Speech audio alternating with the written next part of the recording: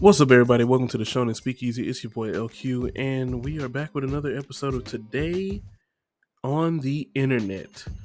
This one is it's aggravating. The reason why I wanted to cover this is because I really have a direct message for people that agree with this thought process or just think like this person in general or view relationships in this way. We all know that I hate content surrounding black people in relationships, and no, it's not separate. The talk of black relationships on the internet with podcasts is tiresome. I don't understand why men and women are being pitted against each other so much, why the content draws so many viewers, and even when I do my best to avoid this content, it's always pushed down my throat. It's always forced upon me. It comes up on my page all the time. So the guy that I'm covering today, his name is Ugly Money Niche. I don't like his content, but usually I would avoid it and be like, I don't want to cover a topic about somebody like this. But this clip that I'm going to play you is a different level. And I want you to hear him clearly. If you can't, don't worry. I'll summarize it and break it down for everyone. Here's the clip I'm going to play for you right now. Boom, you had a threesome. That was like 10 years, 15 years ago. All right, cool. Now today, I'm your man. I'm trying to bring Mari to the house. You telling me no? You think that's fair? Do I think it's fair to reject anything that I don't want to do no matter what I did 10 to 15 years ago? Yeah. What you're basically saying is it is okay for you to give another man that has not protected for you, has not provided for you, has not poured into you as much as I have, a different level of access that you will not give me? But didn't we just talk You will about be in the partner. You know what? I don't like that shit. Like, I'm not going to do it in my actual relationship. Or, like we were saying before, a lot of women do it with guys that they don't care about. So, I didn't care about the nigga 10 years ago, but now I care about you. I'm not going to do that with you. She don't like you. She don't like you. Can't make her do this. My last girlfriend, I invested in her business. Now you got one, and you my girlfriend. I don't like it. I ain't putting shit up. You basically mean to tell me that anytime that we don't want to do something for y'all, all we got to say is we don't like it, and yet we not supposed to do it? No, the light bill. Hold on, ma'am. I paid the light bill. I paid the light bill last month. I don't like it. I paid my last girlfriend's rent. I don't like it. I paid my ex-wife car note. I don't like it. I ain't getting shit. I don't like it. I ain't doing it. So don't ask me to pay the bill. Don't ask me to play with the kids. Don't ask me to goddamn go to the show. Goddamn show not invested in your goddamn boutique with them ugly ass clothes. Because I don't like it. Y'all ain't gonna diddy me just like we ain't gonna diddy y'all.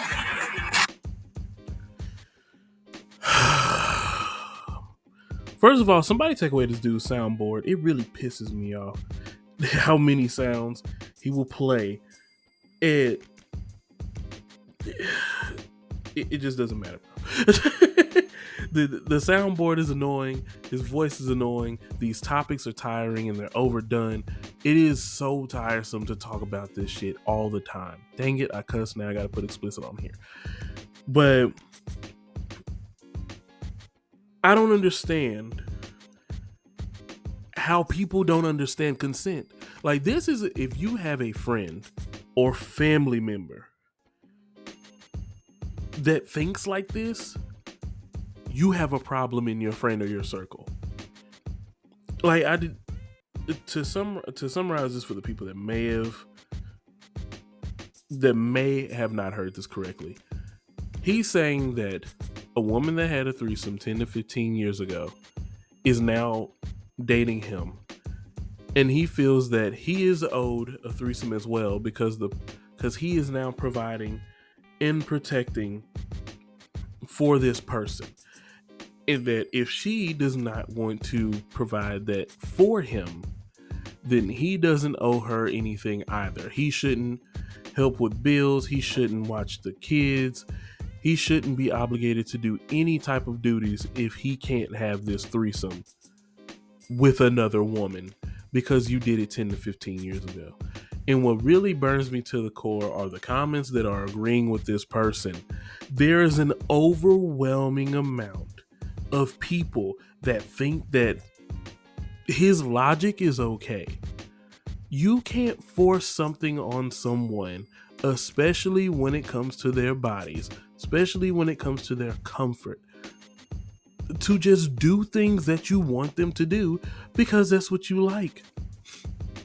And also, I just want to make it very clear, paying someone's bills or giving them any amount of money does not entitle you to their body. This is the same thing that happened with Ruby Rose and her number one OnlyFans fan, and it seems redundant, but her number one OnlyFan, who was like, I can't get you to respond to my messages. You didn't even give me a hug, because he spent like $90,000 on her OnlyFans. She doesn't owe you that. Like, nobody owes their bodies to people over any amount of money. You don't owe anyone.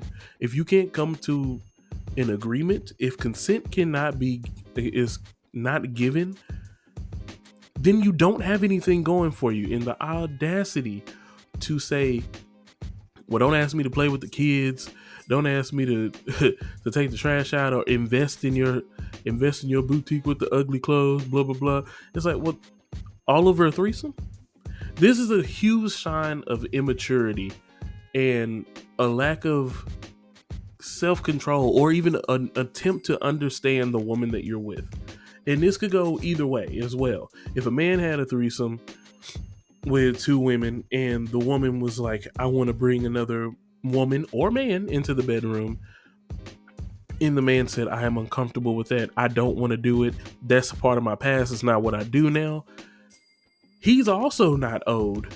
I mean, she is also not owed this sexual favor just because he did it before. People try things, people experiment, they find out what they do and don't like. And the idea that you do not care about your partner's comfort over your own satisfaction because you're comparing yourself to another man and what he may have received in the past is childish. It is the least mature thing you can probably do within a relationship. People live and learn. People make mistakes. People make decisions that put themselves at risk. She may have realized that the person that I tried this with, I didn't care about, and that weighed less on me whenever they walked away and things didn't work out. I understand not wanting to have, threesomes within a relationship or while you're married. You want to be equally yoked with a person and realize the things that you've done in the past, those actions aren't really available to you anymore. Or you aren't, invested into finding those types of pleasure. That's cool. It doesn't matter. Yes, it can be aggravating because you can hear about someone else's conquest or someone else's adventures and be like, I would love to have that, including you. I get that. That is the only part I get. You're like, oh, you down with such and such? I'm down with such and such too. But then when she says, I no longer care to do these things, it's okay. And just some of the comments that I read, like, there's some people that have some sense, like, nah, that's fake weird, bro. If a female don't want to do something with her body, then leave it at that. She don't have to explain it to you further than that. Thank you for having some common sense. I'll never understand why men are on podcasts arguing with other people's girlfriends. Please, you know what? I'm going to get to this point in just a second. Dude said, this is crazy. Might as well leave her alone. She ain't for you. Holding her past against her when it had nothing to do with you is hella corny and weird. And this is the point that I also want to make. People outside of these relationships are getting entirely too invested in other people's relationships and not only taking on their images of what a positive relationship is, which may warp your own sense of a positive relationship or successful relationship, but you're also taking on the trauma and the stress and the overwhelming pressure and expectations that other people get on the internet and spew as well. It's the same reason why when we had the episode about relationships, I said, go out in the real world, experience real people, and find the people that match you. If you don't want to be with somebody that's ever had a threesome, don't date a person that's had a threesome. It's not that hard. You can ask for open honesty about somebody's sexual past and let them know straight up what you do and don't desire. If you want to be with somebody that is down with, with being a swinger, you need to find that partner that is okay with that has the same desires and the same moral compass and the same vision of what a successful relationship is with you. Stop putting the ball in your court and then making weird demands of your relationship and forcing other people to alter to be the partner you want them to be, instead of putting the ball in their court and saying, these are the things that I want, these are what I desire, and if you can't provide those things, it's okay for us to go our separate ways. But this is deeper, because this to me is some very like sexual assault or rapey type stuff. But then also putting a price on your relationships is so stupid. We have to get away from making our relationships transactional. You paying bills doesn't earn you sex, and a lady that can only provide sex should, depending on the relationship. You providing sex or only having sex as your mainstay of why someone should date you does not earn you free gifts, meals, and having your bills paid, unless that is something that those two people have agreed upon. And I'm gonna stress that because a lot of these podcasts, a lot of these YouTube content creators, TikTok creators stress that it's their way or the highway, and then they project that onto the world and say, y'all should be thinking like me, and then everybody else needs to change. It's the same reason that passport bros are so popular, but also you don't see the stories about passport bros who go across the waters, go to another country. They either get a disease or they get scammed. And then they have to hustle their fans, the people that they're vlogging for, in order to get back home. Or on the other hand, when you're getting robbed, you got to stay there and then try to make some more money and make some money moves so you can get back home. Or not realizing that you're just a John. You're just a trick. These women out there don't love you. You're an opportunity. So to go out in the world and say, oh, these American women suck, they're all terrible. You're not dating the type of woman or seeking the type of woman that would make you happy. In many ways, we're in the reverse, where a lot of women that complain about black men and they so broke and they ain't never got no money. They don't be talking about nothing. All they want to do is smash. They don't ever had no job. They don't have nothing going for them. Stop entertaining those type of people and you won't have to date them. A lot of the people that are being highlighted in these social media spaces, no one is dating them. These are hypotheticals. Most of these situations are not real. The people that Andrew Tate talks about are not real. The women that the passport bros talk about are not real. They don't have these interactions in real life. They don't. I'm trying to think of some other women podcasts, but I just really don't know. I just know about the, Keita and some of the other people, but who cares? It doesn't matter. It doesn't have to go along with the name or anything of that sort. But the point is, people like Ugly Money Niche bring a very toxic outlook to dating. And a lot of times they may already be married. These people are either single, miserable, enjoy being miserable, enjoy making other people miserable, or these people already in their happy, successful relationships don't carry any of these views in real life and are grifting you and placing these fake traumas upon you for interactions to profit.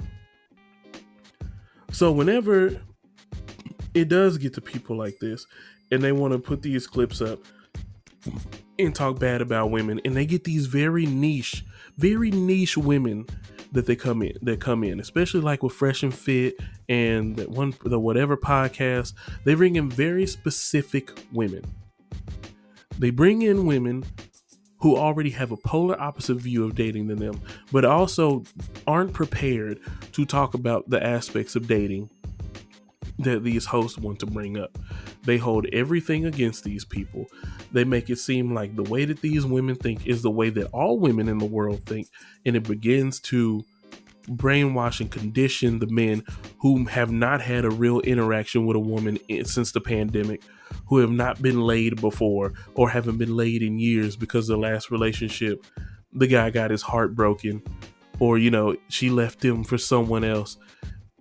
People will take these very, very minute situations or very micro situations and make them the worldview. And whenever they do that and they perpetuate these thoughts upon other people, they build this environment that makes the dating pool suck. You want to know why there's married people in the dating pool? Because they listen to people like this. They listen to people like It's Pearly Things. They listen to people like Andrew Tate. They listen to people like Ugly Money Nietzsche. Go out in the real world. Meet people. And ask the right questions. Don't be so caught up in the looks. Don't ask them stupid questions about, you know, the list of first dates of places that they won't go to on a first date. Most people don't have a problem with any of the places that were on that list. I mean, you know, don't take them to like no graveyard, and please don't take them to a gym. It's just kind of weird. Unless that's something that you two can agree upon. That's a value of yours. But the real world has way better people than what you see on the internet. And those platforms that amplify the beauty of dating and how marriage works and what makes these things go better and how dating can be a tremendous experience, they don't get amplified because people are more drawn to content like this. And the reason why I wanted to highlight it is because I want to be the voice that says this stuff sucks. It's not real. It's not the way that you should see the world. You should go out and see the world for yourself. But also remember, asking the right questions will find you your match. A good friend of mine asked on the second date how his girlfriend felt about children when she wanted to have them, how she felt about moving out of the city, how she felt about traveling for work, what she wanted to do post graduate, you know, when she became a graduate. And he also asked about political views, all the things that will matter way down the line, instead of asking, how do you feel about Applebee's as a date? Ask the things that matter. What are your views on polyamory and polygamy? You know, how often, when's the last time you've been tested for STDs? Are you in therapy? Are there any important medications that you take? Why do you take them? What's going on? Have you mentally prepared yourself to be in a space for dating? What are your views towards religion? What are your thoughts on sex? How do you deal with finances? Do you have a savings account? Do you know anything about investing? What's your career path? If you could do your dream job today, what would it be? What's your current job? What made you choose that? How do you feel about that job? How do you feel about the people you work with? What's your relationship like with your family? Asking why I can't have a threesome with you after you had one threesome 15 years ago is not how you're going to build a relationship with a strong foundation or of anything of value. Because if you don't get anything else from this, consent is everything, but also don't let people view you as anything less than human. The woman that he's with is more than the body that he pays bills for. It's a person with feelings. She's a person that has experiences. She's a person that has struggles. She's a person that has fallen short. She's a person that's triumphed. She's a person that's grown.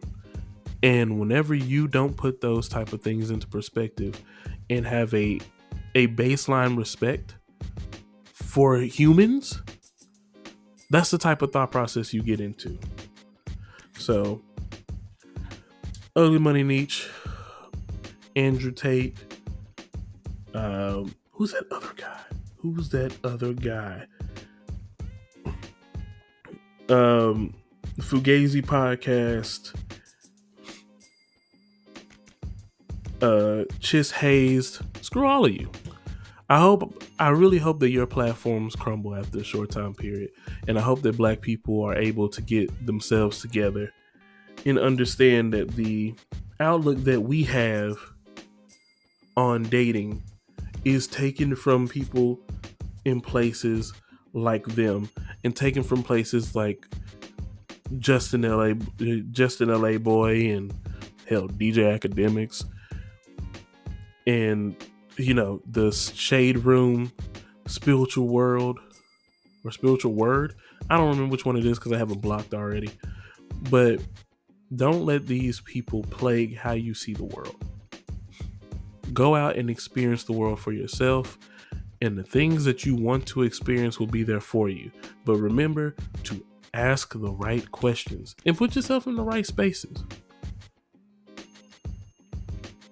I know some people say you can't find love at the club or whatever, but if you really want to find, some college graduate, you might want to hang around some places that ain't the club.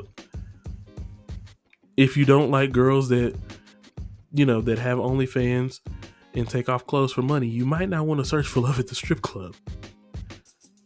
If you don't want a man that's a bum and he been broke, you might want to stay out of the hood. You might not want to go hang out with your cousin that been sleeping with a drug dealer for the past year and start talking to one of his homeboys. Put yourself in the position to find the people that you want and to ask the right questions. And remember, consent is everything. On that note, Shonen Speakeasy. We out.